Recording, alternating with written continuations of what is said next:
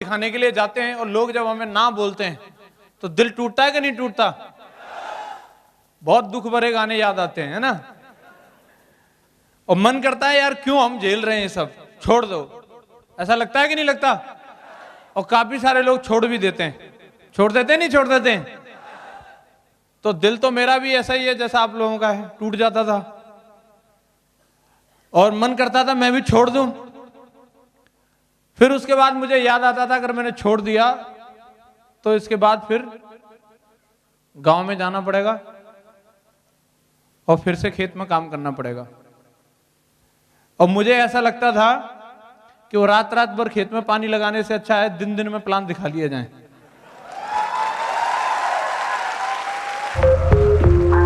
Thank you. मुझे लगता था वो फावड़ा वो चलाने से बढ़िया है फोल्डर चला लिया जाए।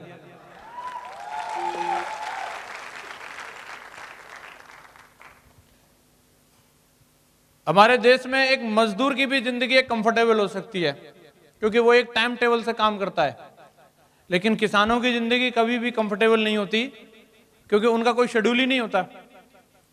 अगर रात को भी अगर लाइट आती है तो ट्यूबवेल चलाने जानी पड़ती है। कई लोग गए भी होंगे हैं। बहुत भयंकर ठंड पड़ रही होती है जब बम्बे में से पानी निकालते हैं, हाय रे कोई उंगली न डाले उसमें फिर पूरा घुसना पड़ता है? तो मुझे ऐसा लगता था कि अगर यहां काम नहीं किया तो वो करना पड़ेगा और मुझे उससे ये काम बहुत आसान लगता था और इसलिए मैं उधर लौटना नहीं चाह रहा था कभी भी। मैं लगा रहा। नॉलेज की बात करो तो आज जो लेवल है, जो भी टीम बनी है, ऐसा नहीं है कि हम पहले से ही ऐसे थे। 17 साल तक गांव में रहे तो गांव की परवरिश जिस तरीके की रहती है वैसी हमारी रही है। मम्मी पापा तो बोलते थे कुछ बड़ा करना है, लेकिन जो हमारे दोस्त लोग हैं और जो हमसे गांव में बड़े भाई लोग जो रहते हैं वो बढ़िया ट्यूशन देते थे। पुलिया रहती है हर गांव में, तो पुलिया पे बिठा के बढ़िया ट्यूशन चलता रहता था। याद आ गई सबको अपनी अपनी पुलिया की बात।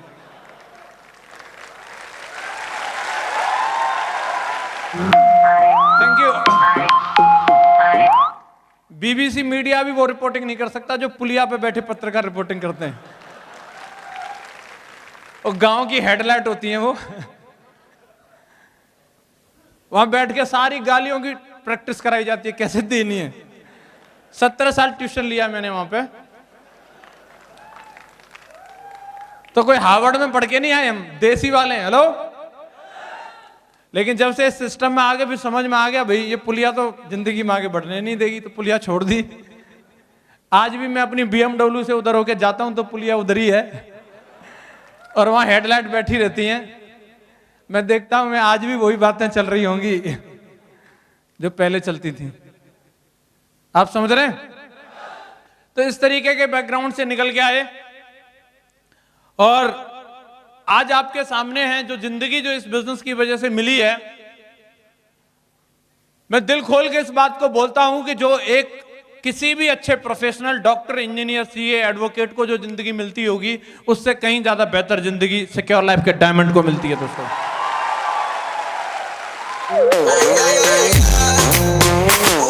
Thank you.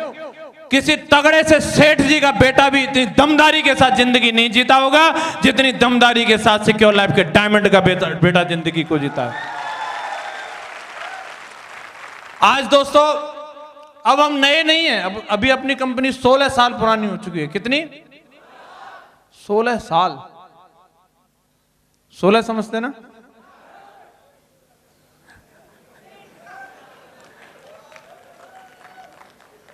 अब तक दब जाते लेकिन अब नहीं दबेंगे भाई।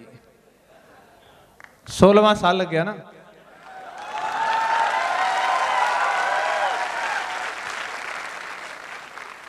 अब तक लोगों के पास जाते थे तो साला साइकिल थी, लेकिन अब लोगों के पास जाते हैं BMW है। बेटा आजा।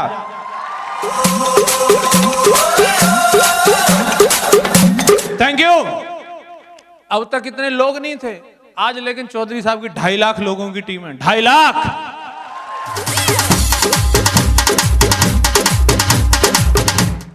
और दोस्तों आज तो मैं ये बोलना चाहूंगा, अभी मौका है आपके पास में।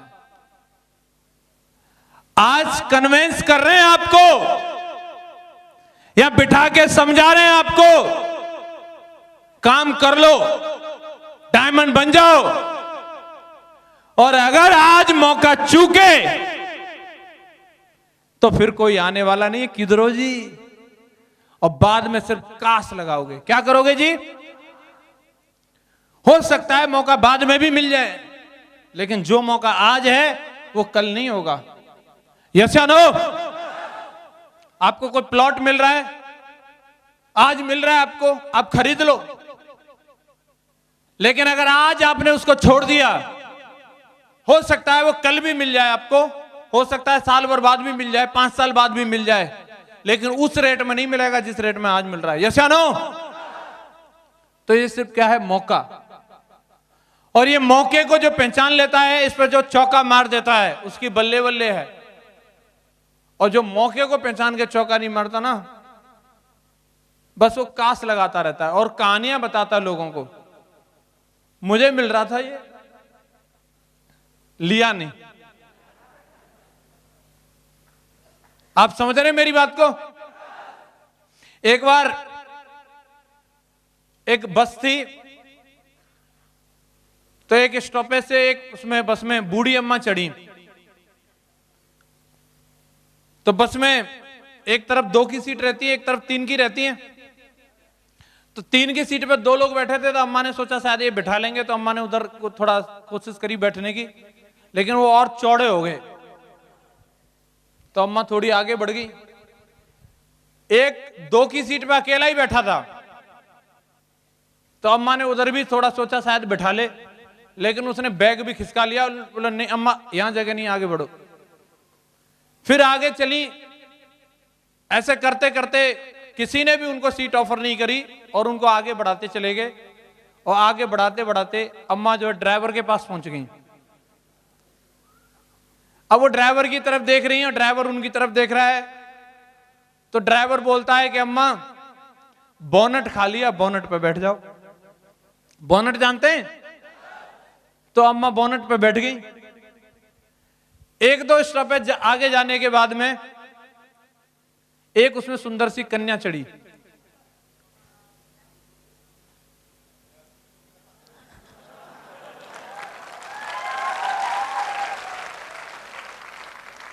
कई सोच रहे मेरी बगल में ही आई है क्या?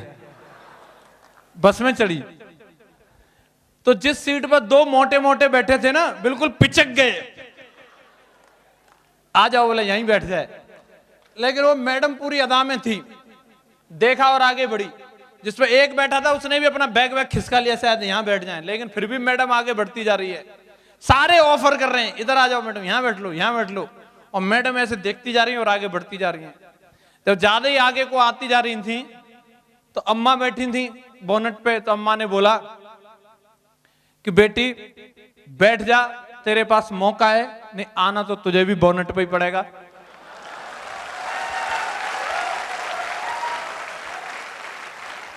तो बोला ये अभी ऑफर कर रहे हैं।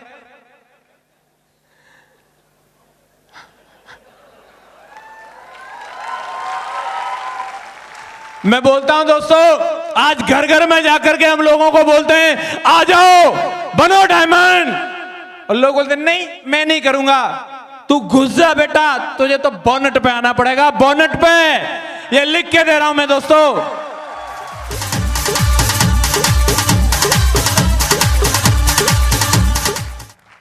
लेकिन आपको तो सबको सीट मिली है ना,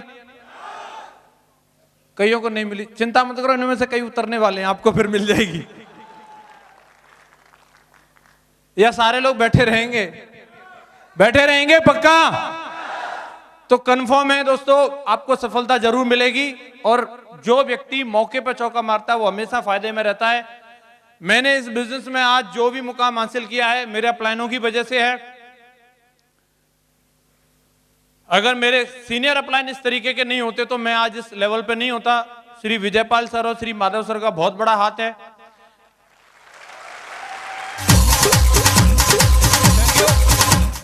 कई बार लोगों को बहुत सारे कंफ्यूजन हो जाते हैं, बहुत सारी कंप्लेंट करते हैं अपलाइन को लेकर के कि मुझे वहां टाइम देना चाहिए था, वहां टाइम नहीं दिया, मुझे ये वाला स्पिलओवर देना चाहिए था, मुझे स्पिलओवर नहीं दिया।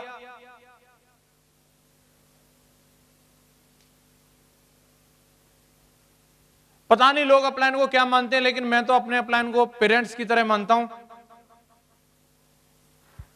और मेरा ऐसा मानना है कि बहुत सारे बच्चे बोलते हैं कि भाई मेरा वो दोस्त है वो कोटा में पढ़ रहा है, उसके पापा ने उसको पुणे पढ़ने के लिए भेजा है, और अगर मेरे पेरेंट्स मुझे कहीं नहीं भेज पा रहे हैं तो मैं एक ही बात मानता हूं, अगर उनका सामर्थ्य होता तो मुझे लंदन भेजते। उनका सामर्थ्य नहीं है इसलिए नहीं भेज पा रहे हैं, मैं उनसे शिकायत नहीं करता, लेकिन मैं अपना परफॉर्म जरूर करता हूं, चाहे वो अपने बेटे को सामने वाला कोटा भेज दे चाहे पुणे भेज दे, लेकिन साला मैं देसी में इतना करके दिखाऊंगा कि जो कोटा पुणे वाले नहीं करके दिखाएंगे। मुझे कभी भी शिकायत नहीं रही कि मेरे अपलाइन वहां नहीं आए, मेरे साथ ये नहीं किया, कभी वो नहीं किया। मैं हमेशा ये मानता हूं उनके लिए जो बेस्ट हो सकता है वो मेरे लिए हमेशा किया है, और उसी के दम पे आज तक भी अपने लेवल पे नंबर 1 की परफॉर्मेंस रही है, और आगे भी मेरा वादा है नंबर 1 की रहेगी, आगे भी नंबर 1 की रहेगी दोस्तों। इसमें कभी भी कम होने वाला नहीं है। सिस्टम के लिए बिल्कुल हमेशा पूरी तरीके से श्रद्धा है। सिस्टम ने सब कुछ सिखाया है। आज जो आपके सामने मैं खड़ा हूं, हम कभी सोच नहीं सकते थे, जिस बैकग्राउंड से निकल के आए हम जिन सब चीजों के बारे में कभी जानते नहीं थे, जो आज जिंदगी को जी रहे हैं।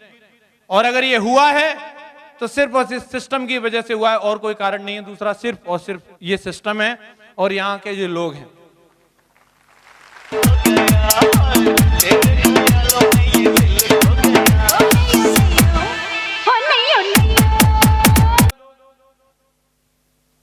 प्रॉब्लम्स गिनाते हैं, सर ये वाली प्रॉब्लम है, वो वाली प्रॉब्लम है, ऐसे करके काम नहीं हो रहा, वैसे करके काम नहीं हो रहा।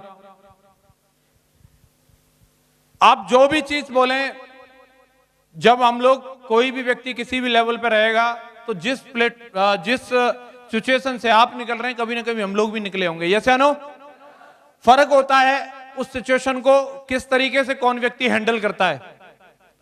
एक व्यक्ति जब भी उसके सामने प्रॉब्लम आती है उसमें वो टूट जाता है, और एक व्यक्ति जब प्रॉब्लम आती है तो प्रॉब्लम को तोड़ देता है। हम कह सकते हैं यहां पे कि साहब मेरे पास पैसा नहीं है, सर बहुत गरीबी है, सर बिल्कुल भी पैसा नहीं है। तो आपको क्या लगता है हमारा स्विस बैंक में अकाउंट रहा होगा कि जो हम वहां से निकालते रहते थे? पैसे की किल्लत, पैसे की दिक्कत हमारे साथ में भी थी, और जब पैसे की दिक्कत रही तब ये इरादा और मजबूत हो गया कि ये पैसे की दिक्कत है और ये नौकरी से या फिर किसी दूसरे काम से खत्म होने वाली नहीं है। ये तो सेब शॉप से जो 8 लाख आएंगे उन्हीं से ये किल्लत खत्म होने वाली है, उन्हीं से ये किल्लत खत्म होगी। लोगों ने ना बोला तो लोग घर में बैठ जाते हैं कि उसने ना बोल दिया, ना हमको भी बोला, लोगों ने स्टैंप तक पे लिख के दिया, लेकिन कोई भी चीज झुका नहीं पाई। अगर बंदे ने ना बोला तो उसे प्रॉब्लम नहीं समझा, उसे चैलेंज के रूप में एक्सेप्ट किया कि बंदा बोल रहा है कि जा मैं नहीं जुड़ता, तू डायमंड बन के दिखा दे। और हमने यही बोला कि बेटा मैं अपने बाप की औलाद नहीं जो बन के नहीं दिखाया, तुझे जरूर बन के दिखाऊंगा।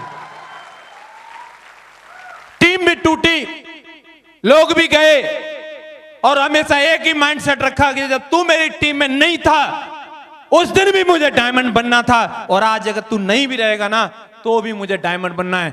तू मेरी डायमंडशिप को डिसाइड करने वाला नहीं है। कोई भी बात जो आप बोलो, बहुत जल्दी लोगों का दिल टूट जाता है, अपना भी टूट जाता है, लेकिन हमें बता दिया था कि इमोशनली बहुत स्ट्रांग रहने की जरूरत है। तो जब भी टूटा उसको असेंबल किया, लेमिनेशन करके चिपका लिया, फिर चल दो काम पे। क्या दिक्कत आ रही है? काम तो करना है ना, यस या नो। हमारे लिए हमारी सफलता बड़ी है या हमारे लिए हमारी प्रॉब्लम्स बड़ी हैं? जो व्यक्ति सफलता चाहेगा जल्दी उसकी सारी प्रॉब्लम खत्म हो जाएंगी, और जो व्यक्ति अपनी प्रॉब्लम में उलझा रहेगा सफलता तो कभी मिलने वाली है नहीं, आखिरी सांस तक भी वो प्रॉब्लम ही करता रहेगा।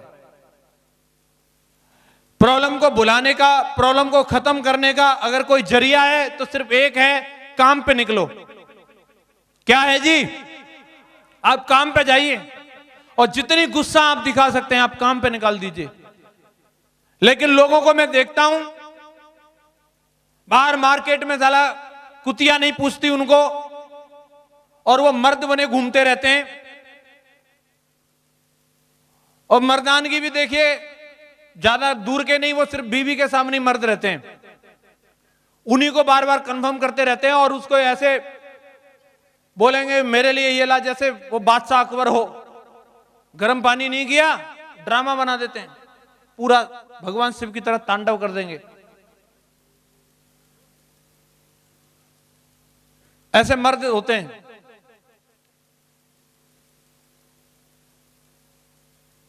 अगर सही मायने में कुछ करके दिखाना है,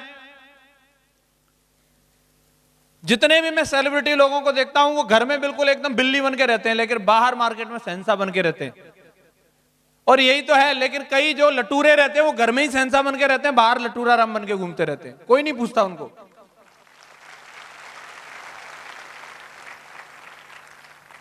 घर वाले यार वो तो आपके ऊपर डिपेंडेंट हैं, उन पर नेतागिरी दिखाने का क्या मतलब बनता है?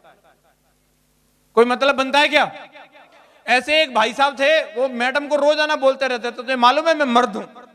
तो बोलती थी बेचारी हाँ जी मालूम है। रोज बोलता था मालूम है मैं मर्द हूं? बोले हाँ मालूम।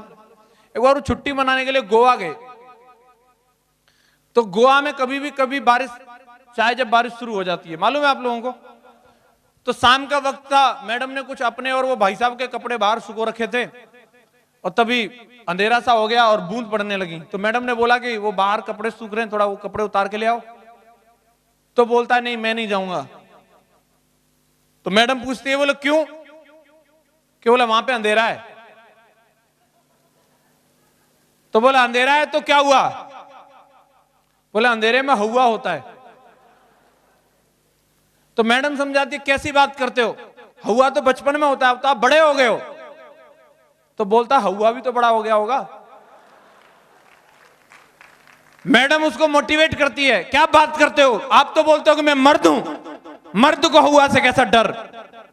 तो बोलता है मर्द मैं तेरा हूं, हवा का नहीं हूं।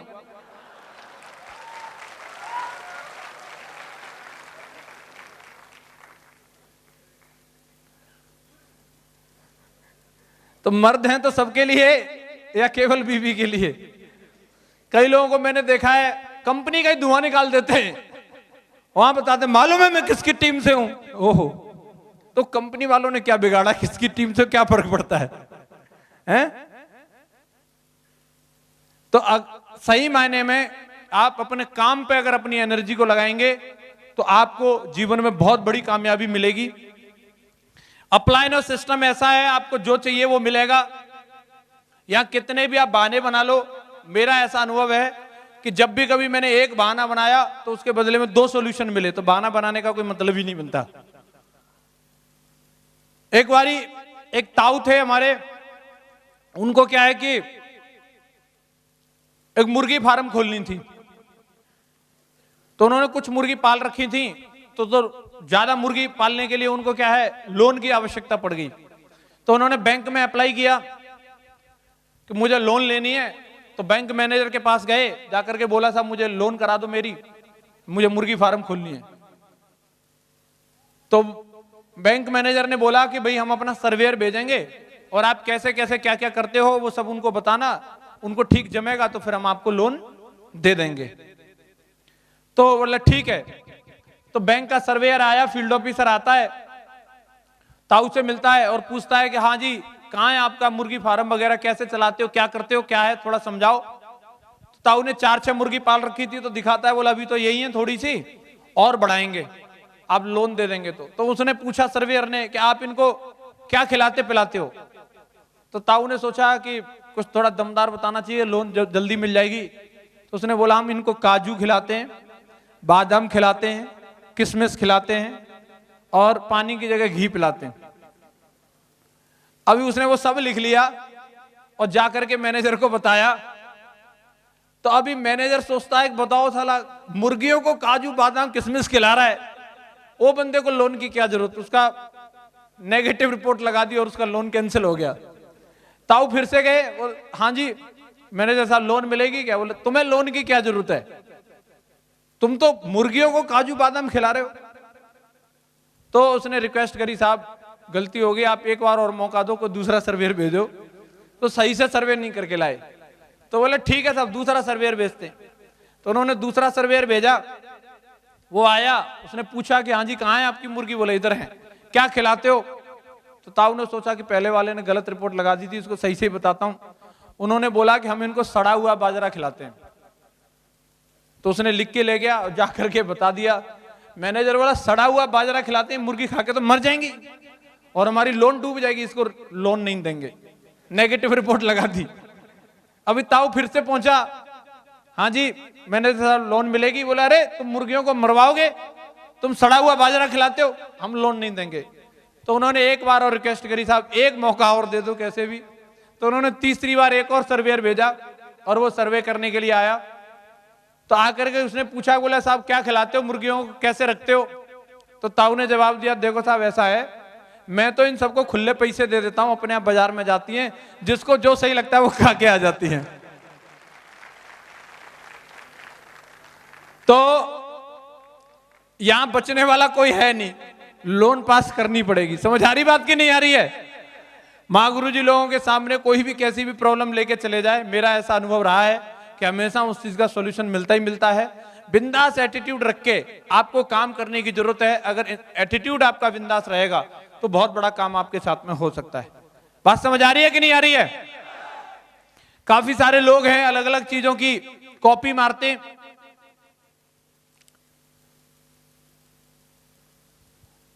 कोई हेयर स्टाइल की कॉपी मारता है, कोई कपड़ों की कॉपी मारता है। लेकिन मैंने जो इस सिस्टम में आकर के सीखा है, अगर आपको कॉपी मारनी है तो लाइफ स्टाइल की नहीं, आप वर्क स्टाइल की कॉपी मारो। लाइफ स्टाइल की तो आपकी लोग कॉपी मारेंगे।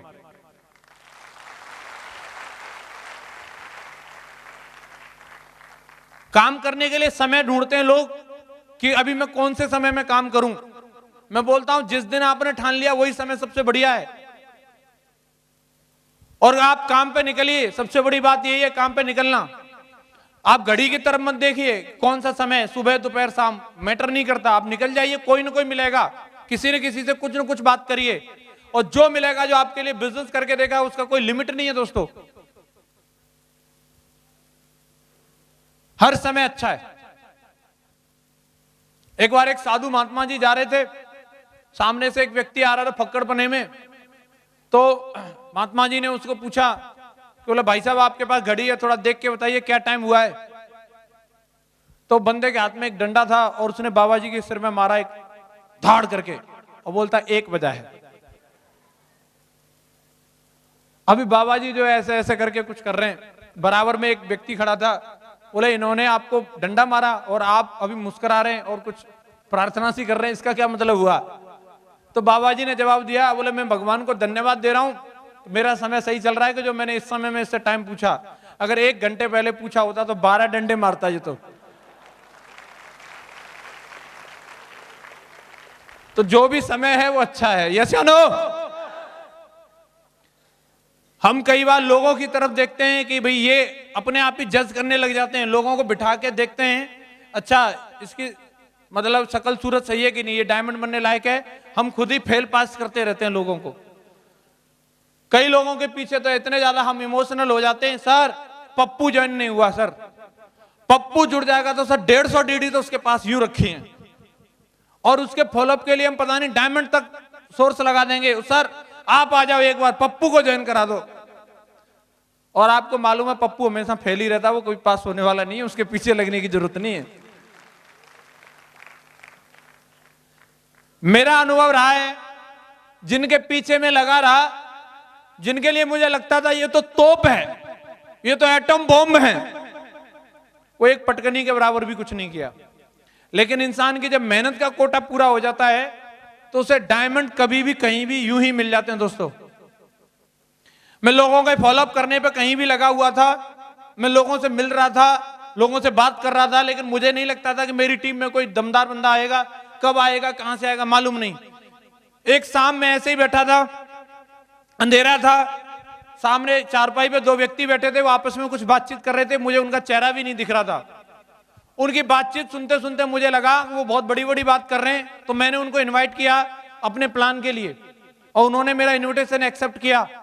और अगले दिन जब सवेरे जब वो वेन्यू में आए तो मुझे यकीन नहीं हो रहा था कि ये वही व्यक्ति है जिनसे रात को मैं बात कर रहा था, क्योंकि उनकी बातें और उनका हुलिया दोनों चीज मैच नहीं कर रही थी।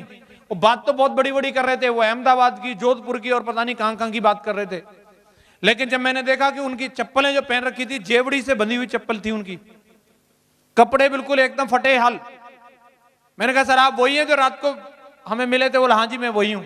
और मैंने उनको पूरी श्रद्धा के साथ में प्लान दिखाया और सिस्टम का फॉर्म भरवाया और उनके साथ मिलकर काम किया दोस्तों। और वो व्यक्ति आज इस बिजनेस में मरकरी है, उनका नाम लाल बहादुर शर्मा है।